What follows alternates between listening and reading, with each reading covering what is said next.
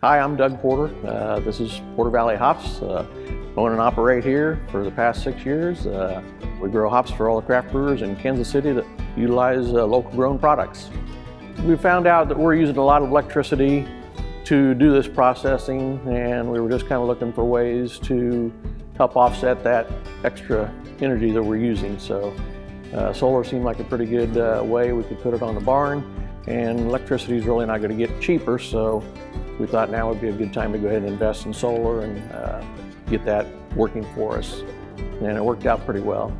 Seeing the reduction on our electric bill, number one, that's really the goal, is to eliminate that cost of our electric bill. So that's probably been the best part about it. And it's clean energy, so as long as the sun's shining, we're doing okay.